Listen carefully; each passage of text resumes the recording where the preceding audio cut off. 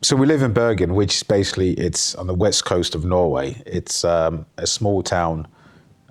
It's not a fashionable town. It's not the most trendiest place you're gonna go, but I think it's a quite cool place, really. There's 250,000 people, quite small, and we're surrounded by 7 mountains. Within 5 minutes, you can go from the city center, urban streets, to the top of the mountain. And the view is lovely, it's amazing, and not many cities have that. We have around 2,400 to 3,000 millimeter of rain a year, and the second one on the list have 1,600 in Europe. It's a couple of years back we had some of 80 days of straight rain, for example. That's it's quite heavy every day, 80 days in a row.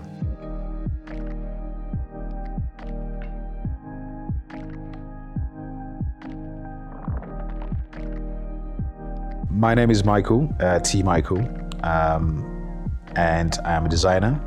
I'm a bespoke tailor. I'm a part owner of Norwegian Rain. I'm Alexander Torgnes Helle, and I'm the creative director and manager of Norwegian Rain.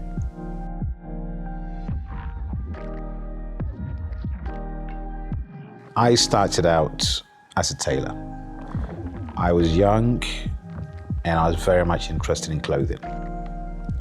I was very interested in the cuts, very interested in the way things were built up. I was lucky enough to grow up in a household where we had 2 sewing machines. So at the age of 11, I was playing around with the sewing machine and knew what to do with it. Fast forward to about maybe 18, 19 years old, I was very interested in clothing, and it was very important for me to look good. I spent practically all the money I didn't have on clothing. It was a fun thing to do, but I wasn't really interested in making clothing. I was interested in clothing that was well made. And then I moved to Norway with my ex-wife. I pulled out a sewing machine, which I got from my ex-mother-in-law. I got it, I pulled it out, and realized very quickly that I had these hidden skills that I've forgotten about, And then I enrolled into the tailoring school. It took me about a year to find out about it. Got into it about 2 years later, and I did it for 3 to 4 years. Fast forward to about maybe 10 years afterwards, the collection was growing. I was doing more of ready-to-wear and made-to-measure and less of bespoke. I'm born and raised in Bergen, and that means that you're born, basically it's a life in the rain. When it's pouring down, it gives a layer on your mood. So it was all about thinking about, okay, how can we change that into that, okay, I would love to put on something, or I don't need to check the weather because I'm independent of that weather. And that's when the whole ball started to roll with, raincoats. Tried everything when you live in Bergen and never found anything that I think is suitable.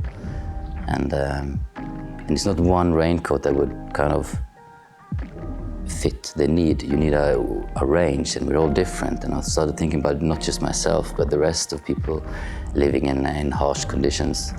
And that was the starting point of the whole idea that, okay, raincoats, this is actually my mission in life.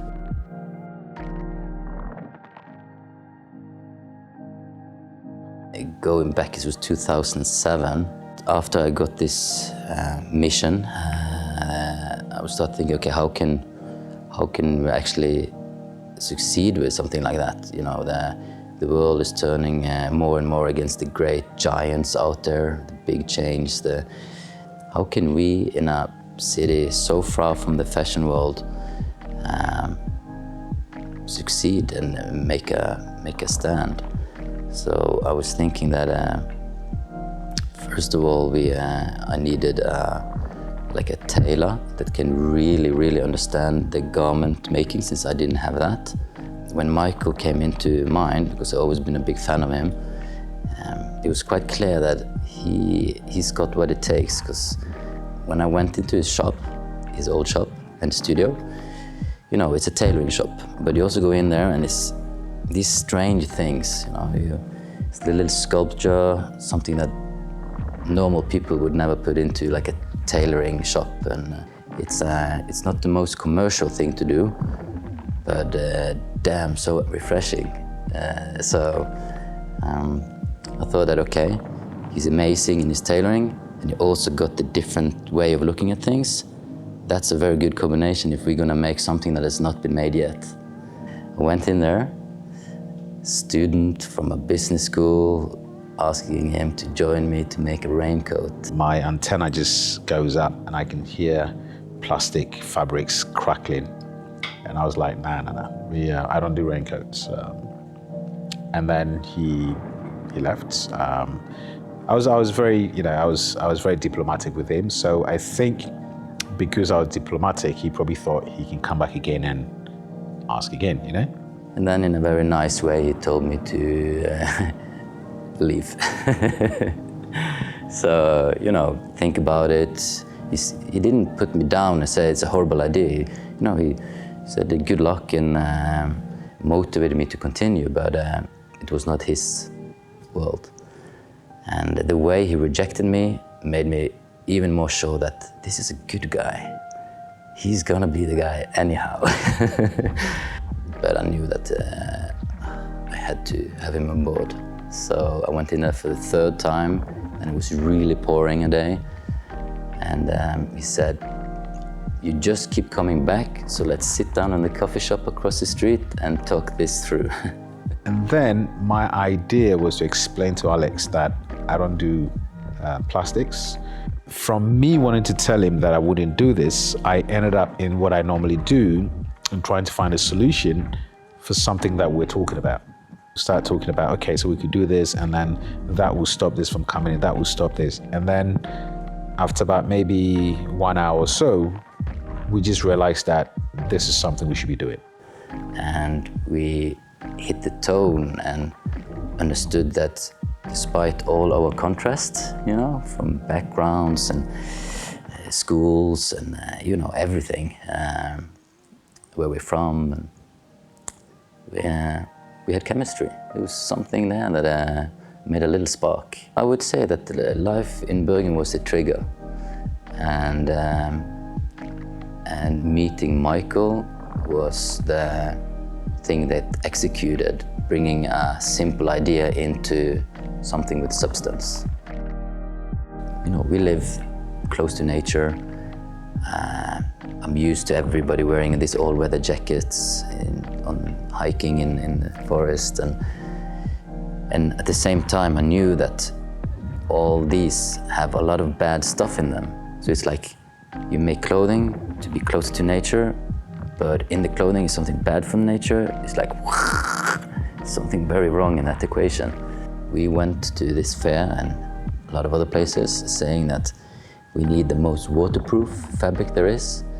It has to breathe more than anything we've tried before, and it has to be eco-friendly. We were kicked out of a lot of fabric booths because they thought we were rude. Like, you ask about impossible things. But we ended up with 3. We tested it in laboratories here, and 2 of them did not at all live up to those high standards, and it was one guy, one supplier left, Japanese. So we didn't look for Japanese, we looked for the best, and it was Japanese. We're big fans of how in Japan they have this respect for all things. And it starts even where they work. If they're working in a cheese shop or in a grocery shop or doing the streets, they do it proper, They do it with pride, and they go all in and care about what they're doing, and that kind of excels into, in the end, making products that is better than the rest of the world. But also, they have this contrast always between, you see Tokyo, for example, as like this noisy, crazy advertising street. And then you go into a side street and boom, it's all like, suddenly they went quiet, and it's this garden that they spend the extra little time that, excites you. And this balance between these contrasts is something that we have inspired us as well. And that's very prominent in our work. In Bergen, you have the nature and the mountains crawling into the city streets. Me and Michael, quite different in it's all these contrasts, and it's all about finding the balance. And if we find that balance, we have something strong from both worlds. I like things that are well made. And it's such that things that were made in the past were usually well made than things that are made now. So when I find a product, whether it's a camera or it's a boot or it's a jacket or a suit or a uniform, I like to open them up and to find jewels in them. But the small little things in it, the quirks you put in it, the way you cut one thing, the way you turn one thing, the way you baste, changes everything. Norwegian Rain, what we do is such that we live in the lab. You know, we live here and it rains 2 or 3 days. Everything we do has to be able to work in Bergen. So when we start building a jacket, I will cut it, I'll make a pattern just like any tailor would do. I will cut it out, we get the shape right, we get the form right, the movement. But that's where the raincoat starts from, because after that, then is actually trying to get it to get the form to work in the real life, get the functionality back into the piece again. So we will actually stand outside with buckets of water and chuck it on each other just to see how the water will fall, which ways the water will seep through the fabric, to be able to use that information to create a detail that would also be functional. Every detail in our coat has a function. If it's there, there's a reason for it. You know, we want to translate or transmit the idea that whatever you wear should be able to take you through the day, whether it rains or it doesn't. So come rain or shine, your coat should be able to take you through the day. I think it's like a cliche, but I feel that I live this dream now.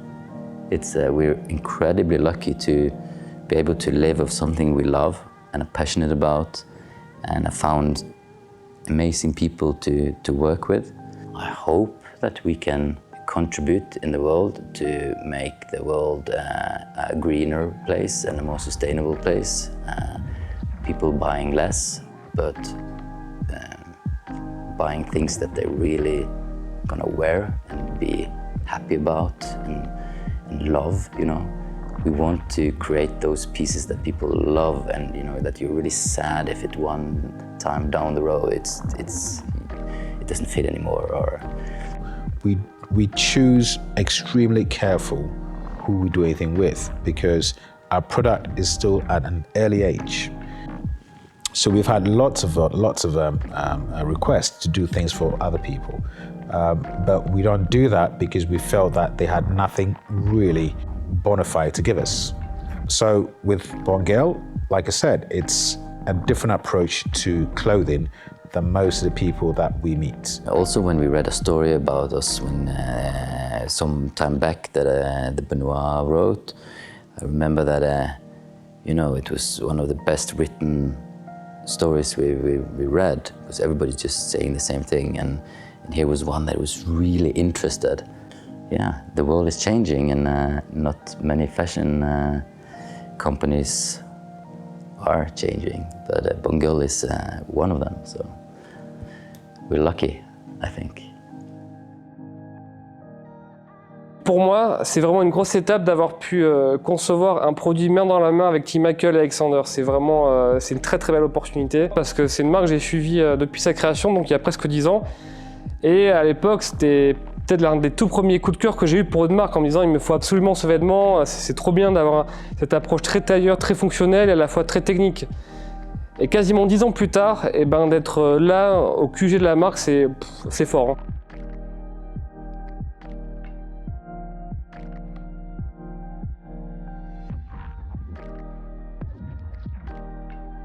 La signature de Norwegian Rain, c'est cette matière donc, qui est très performante. Elle est imperméable, déperlante et respirante. Et qui garde un aspect naturel. Donc il y a un léger chinage, il y a une texture, il y a quelque chose qui fait que ça se fond mais parfaitement avec une tenue de ville.